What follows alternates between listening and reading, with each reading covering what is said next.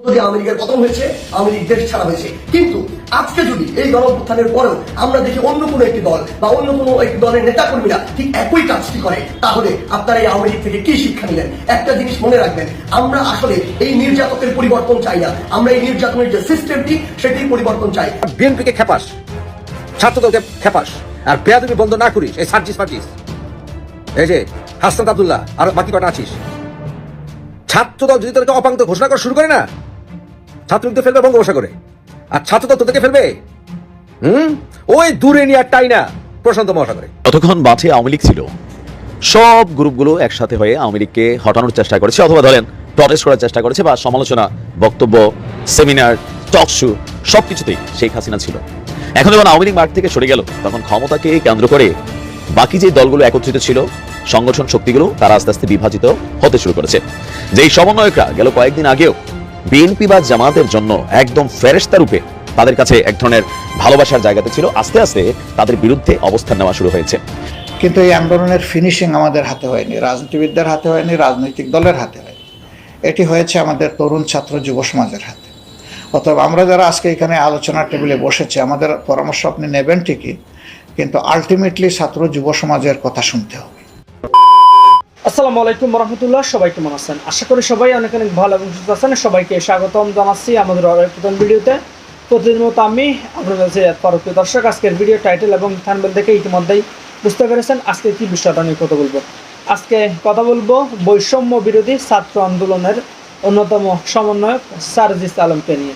সাম্প্রতিক সময়ে তিনি নরসিংদীতে এক সমাবেশে গিয়ে তিনি মন্তব্য করেন, এক স্বৈরাচার গিয়েছে আর এক স্বৈরাচারকে আমরা ক্ষমতায় আসতে দিব না। অর্থাৎ বিএনপিকে নিয়ে এমন এক মন্তব্যকে ঘিরে সামাজিক যোগাযোগ মাধ্যমে বিএনপি নেতাকর্মীদের মধ্যে রীতিমতো বা বিএনপি নেতাকর্মীরা সার্জিস আলমকে নিয়ে ব্যাপকভাবে মন্তব্য করতেছেন। অনেকেই তো ইতিমধ্যে ছাত্র আন্দোলন চলাকালীন যে সমন্বয়কদের যে একটা ভূমিকা ছিল সরাসরি, সেটাকেও অস্বীকার করতেছেন। এবার ছাত্র আন্দোলন চলাকালীন সমন্বয়কদের যে একটা অবদান, সেটাকে অস্বীকার করলেও অনেকেই ইতিমধ্যে ছাত্র আন্দোলন চলাকালীন যাদের অবদান অপরিসীম ছিল সে বিষয়টা নিয়ে মুখ খুলেছেন জামাতের আমির শফিকুর রহমান। ইতিমধ্যে তিনি বেশ কিছু মন্তব্য করেছেন। অন্যদিকে সাম্প্রতিক সময়ে সার্জিসের যে বক্তব্য ইতিমধ্যে ভাইরাল হয়েছে, সে বিষয়টা নিয়ে ইতিমধ্যে বেশ কিছু চাঞ্চল্যকর তথ্য ফাঁস হয়েছে। তো দর্শক, ইতিমধ্যে আশা করি বুঝতে পেরেছেন আজকের ভিডিওটা অনেক অনেক গুরুত্বপূর্ণ।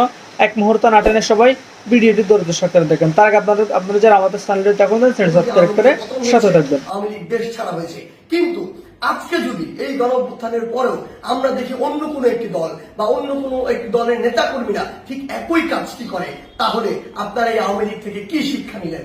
একটা জিনিস মনে রাখবেন, আমরা আসলে এই নির্যাতকের পরিবর্তন চাই না, আমরা এই নির্যাতনের যে সিস্টেমটি সেটির পরিবর্তন চাই। আমাদের জায়গা থেকে স্পষ্ট বার্তা, আপনাদের চোখের সামনে স্টিল জ্বলন্ত অনেকগুলো উদাহরণ রয়েছে, সেগুলো থেকে শিক্ষা নিন, না হলে জনগণ আপনাদেরকে আস্থা করে নিক্ষেপ করবে। আমরা যেন এটি না দেখি যে কাউকে আবারও মিথ্যা মামলার ওই চক্রটিতে যেতে হচ্ছে, কাউকে আবারও কোনো দোষ ছাড়া বিনা দোষে ঘর বাড়ি ছাড়া করা হচ্ছে, ঘর বাড়ি ভেঙে দেওয়া হচ্ছে, কিংবা তাদেরকে নির্যাতনের শিকার করা হচ্ছে, কিংবা আমরা শুনছি দেশের বিভিন্ন জায়গায় একটি চাঁদাবাজির নতুন চক্র গড়ে উঠছে। আমরা আপনাদেরকে স্পষ্ট করে বলতে চাই, আমরা আমাদের জায়গা থেকে বৈষম্য বিরোধী ছাত্র আন্দোলন এই সকল ক্ষমতার অপব্যবহারের বিপক্ষে, এবং আমরা এগুলোর বিপক্ষে সবসময় কথা বলে যাব।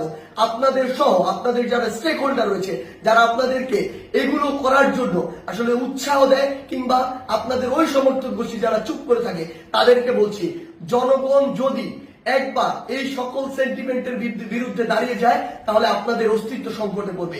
তাই জনগণের চাওয়াটার কথা চিন্তা করুন, সময়ের দাবির কথা চিন্তা করুন। যদি আপনার নাম ভাঙিয়ে কিংবা আপনার কেউ একজন রুট লেভেলে এই কাজগুলো করে, দিন শেষে ব্লেম কিন্তু আপনার উপরেই আসে।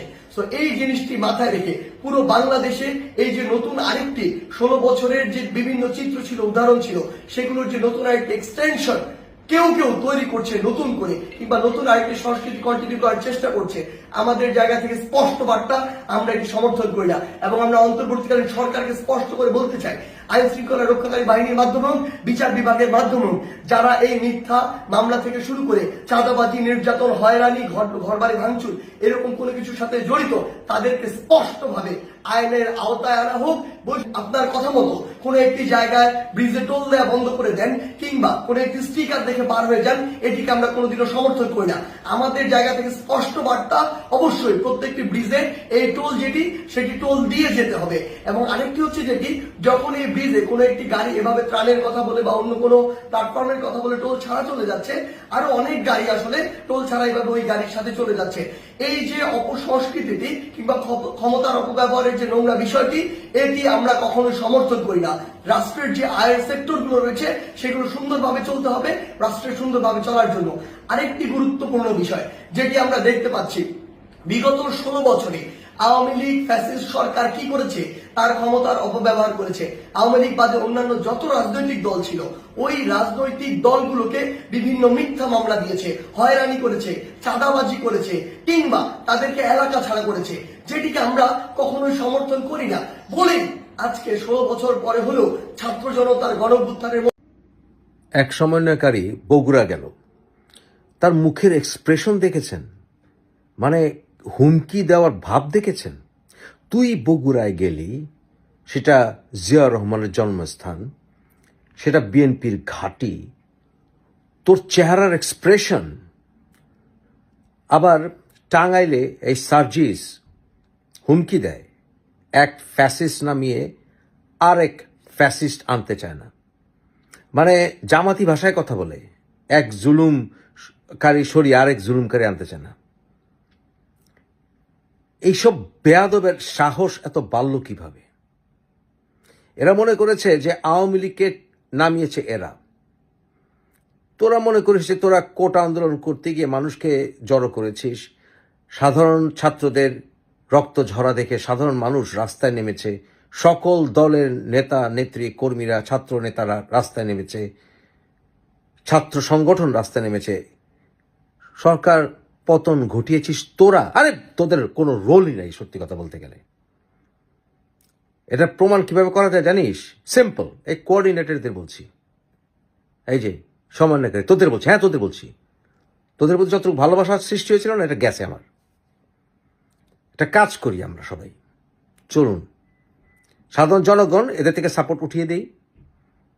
আরে ছাত্র দল লাগবে না, ছাত্রলীগ এদের এখনো, এই যে মানে ছাত্রলীগ যে একটি তটস্থ অবস্থায় আছে, এই ছাত্রলীগই যথেষ্ট এই সমন্বয়কারীদেরকে এমন মাইক দিবে।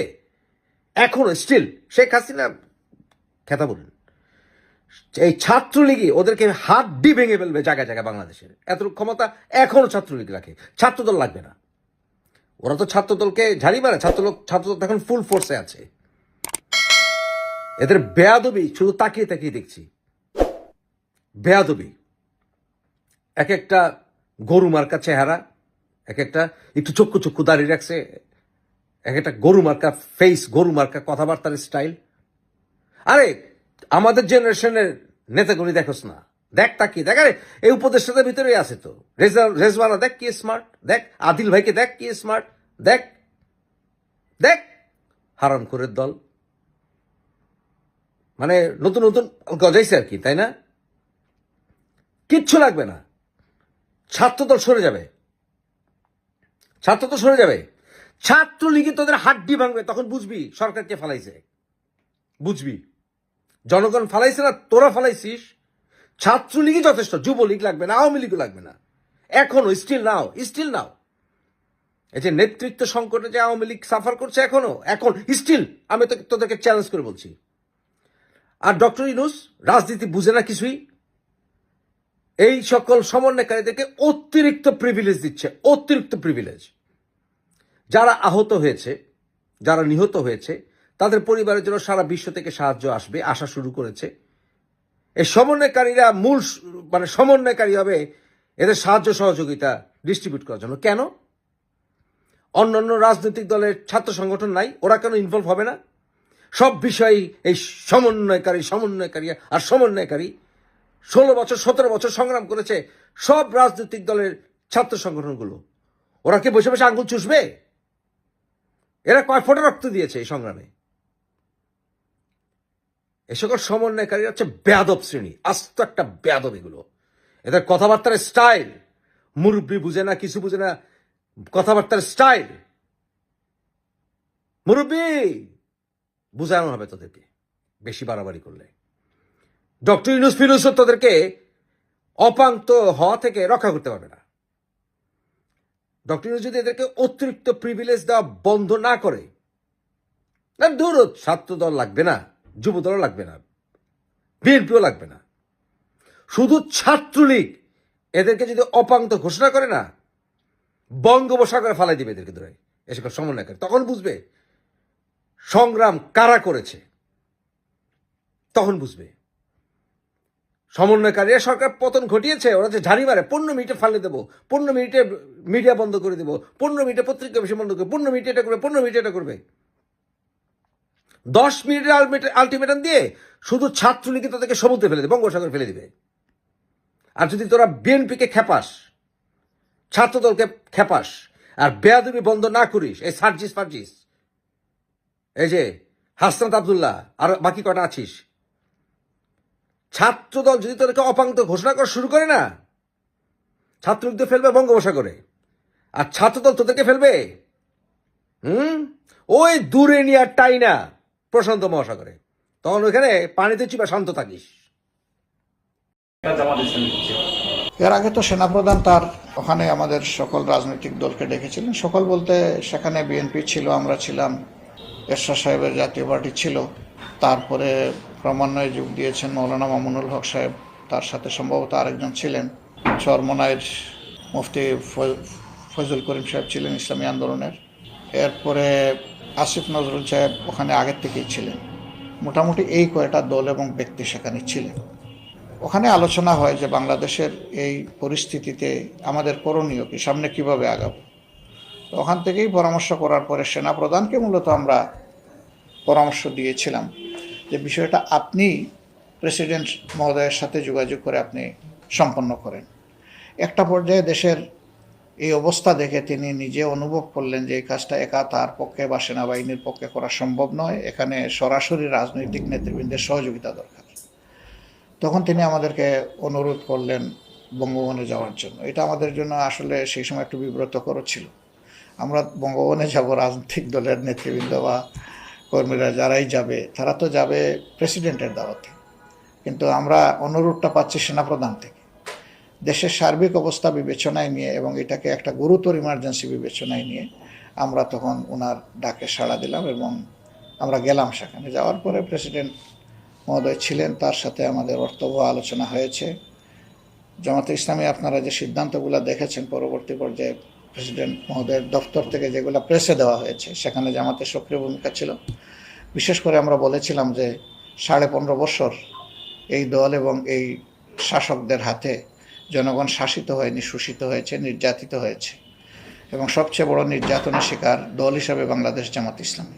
আমাদের একটা বক্তব্য ছিল যে 15.5 বছর সরকারের দুঃশাসন, অপকর্ম, নির্যাতনের বিরুদ্ধে, শোষণের বিরুদ্ধে, লুণ্ঠন এবং কারাপশনের বিরুদ্ধে আমরা আন্দোলন করেছি। এতে বহু প্রাণ চলে গেছে, বহু লোক শহীদ হয়েছেন। জামাতে ইসলামীর 1-2 করে 11 জন নেতাকে জুডিশিয়াল সিস্টেমে কিলিং করা হয়েছে। এসবগুলো ঠিক, বহু লোককে গুম করে রাখা হয়েছে, কিন্তু এই আন্দোলনের ফিনিশিং আমাদের হাতে হয়নি, রাজনীতিবিদদের হাতে হয়নি, রাজনৈতিক দলের হাতে হয়নি।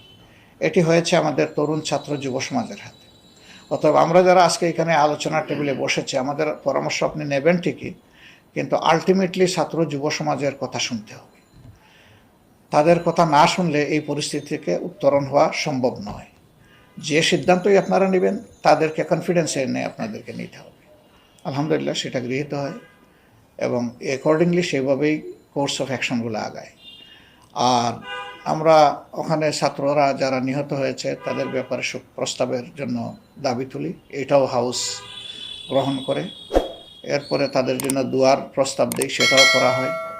এছাড়া অন্যান্য আলোচনা যেগুলো আপনারা দেখেছেন সবগুলোতেই আমাদের সায় সমর্থন এবং বক্তব্য ছিল।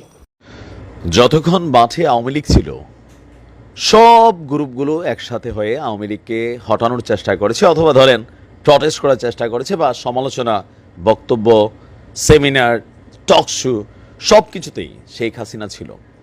এখন যখন আওয়ামী লীগ মাঠ থেকে সরে গেল, তখন ক্ষমতাকে কেন্দ্র করে বাকি যে দলগুলো একত্রিত ছিল, সংগঠন শক্তিগুলো, তারা আস্তে আস্তে বিভাজিত হতে শুরু করেছে। যেই সমন্বয়করা গেল কয়েকদিন আগেও বিএনপি বা জামাতের জন্য একদম ফেরেশতা রূপে তাদের কাছে এক ধরনের ভালোবাসার জায়গাতে ছিল, আস্তে আস্তে তাদের বিরুদ্ধে অবস্থান নেওয়া শুরু হয়েছে। কারণ এখন পলিটিক্যাল পয়েন্ট অফ ভিউতে বিএনপির যে অতীত ইতিহাস বিফোর 2008, সেই ইতিহাসটা একটা জেনারেশন জানে না, আবার আরেকটা জেনারেশন কিন্তু জানে। তো যারা জানে তারা মনে করছে যে বিএনপি রাজপথে আইসা বা ক্ষমতায় আসলে আবারও নানান ঘটনা ঘটাবে। আর এ নিয়ে জামায়াতে ইসলাম বলেন, সমন্বয়কদের বিভিন্ন বক্তব্য বলেন, সবারই কিন্তু টার্গেটের শিকার হয়ে গেছে বিএনপি। আবার পাশাপাশি গেল 1 মাস প্লাস যে সময়টা, এই সময়টাতে তারেক জিয়ার কঠোর নির্দেশনা থাকা সত্ত্বেও, মির্জা ফখরুল ইসলাম রিজভী সাহেবের কঠোর নির্দেশনা, এমনকি দলের পক্ষ থেকে মামলা দেওয়া হলেও লোকাল এরিয়াতে বিএনপির যে খাউয়া গ্রুপরা আছে, এই খাউয়া গ্রুপের কারণে কিন্তু বিএনপি আস্তে আস্তে অপদস্থ হতে শুরু করেছে। ইভেন এই বিষয়গুলো নিয়ে গণমাধ্যমে লেখালেখি হচ্ছে। ডক্টর ইউনূস সাহেব বলছে আপনি সব লিখতে পারবেন, আর এটি তো বাক স্বাধীনতা, আপনি সব বলতে পারবেন, আগে বলতে পারেন না, এখন পারবেন। এই জন্য ডক্টর ইউনূস সাহেব নির্দেশনা দিয়েছে যে মন খুলে বলেন, যেটা নিয়ে আলোচনা করার। তো সেখানে সবকিছু মিলিয়ে রাজনৈতিকভাবে অনেকটা কোণঠাসা অবস্থায় আছে বিএনপি তার ইমেজ নিয়ে। এরই মাঝখানে সমন্বয়কদের মধ্যে যারা আছেন তাদের বক্তব্যগুলোরও টার্গেট হয়ে যাচ্ছেন মাঝে মাঝে বিএনপি বা দলটির যিনি প্রধান আছেন। বৈষম্য বিরোধী ছাত্র আন্দোলনের অন্যতম সমন্বয়ক সার্জিস দ্য ব্লুটুথ বয়, আপনার সম্ভবত আজকে তার একটা প্রোগ্রাম ছিল টাঙ্গাইলে। টাঙ্গাইলের শহীদ স্মৃতি পৌর উদ্যানে ছাত্র জনতার একটা বিশাল সমাবেশ হয়েছে। সেই সমাবেশে তার প্রধান একটা বক্তব্য ছিল, আমরা এক ফেসিস্টকে দেশ ছাড়া করেছি, মানে আওয়ামী লীগকে, অন্যটাকে জায়গা দেওয়ার জন্য না। তো what is the meaning of অন্যটা, সেটাকে বিএনপি বলা হচ্ছে। সার্জিস বলছে, কেউ যদি শয়নে স্বপনে ভাবেন আবারও ছাত্র রাজনীতিকে, ছাত্র জনতাকে ডমিনেট করে ফেসিস্ট হয়ে উঠবেন, তাহলে তারা যেন শেখ হাসিনাকে দেখে শিক্ষা নেন। তো একটা ওয়ার্নিং দেওয়া হয়েছে। তবে বারবার কিন্তু এরকম 2024 আসবে না। 2024 আসছে মনে করলেন 16 বছরের মাথায় এসা, বা সামহাও 18 বছরের মাথায় এসা। তো এখন সার্জিসের এই বক্তব্যের সাথে সহমত পোষণ করছেন বাংলাদেশের অনেক মানুষ। কেন পোষণ করছেন? যে এই যে এখন বিভিন্ন জিনিসগুলো হচ্ছে, এগুলা হওয়ার জন্য তো আর এই ছাত্ররা জীবন দেয় না, এটা তো কোনো পলিটিক্যাল অভ্যুত্থান না। এই অভ্যুত্থানটা হচ্ছে আম জনতা প্লাস ছাত্র। এখন বিএনপি দাবি করছে ছাত্রদের মধ্যে তাদের লোকও ছিল, ছাত্ররা সামনে ছিল, বিএনপি জামাতের লোক সবটা পিছনে ছিল। এই কথা আবার যখন শেখ হাসিনা থাকতে শেখ হাসিনা বলছেন, তখন পাবলিক আবার এটা নিয়ে উল্টা রিয়াকশন দিচ্ছেন। কিন্তু এখন ওই কথাগুলাই তারা আস্তে আস্তে বলা শুরু করছেন যে আন্দোলনটাতে আমাদেরও ভূমিকা ছিল। এখন আমাদের সমন্বয়করা নানান কারণে, বা বিপিন উড়েই দেখেন, বা যারাই এনটি আওয়ামী লীগ একটা অবস্থান ছিল, এখন তারা আবার একে অন্য সম্পর্কে সমালোচনা, ওই অতীত দুর্নীতি, এক চাঁদাবাজ থেকে আরেক চাঁদাবাজ, শব্দগুলো কিন্তু এই লেভেলেই। আর প্রত্যেকটা বক্তব্যের টার্গেট হচ্ছে বিএনপি। যদি বিএনপির হাইকমান্ড স্ট্রংলি তিনি কিন্তু মেসেজ দিচ্ছেন, বোঝানোর চেষ্টা করছেন, কিন্তু যে খাউয়া গ্রুপ এরা বুঝবে না।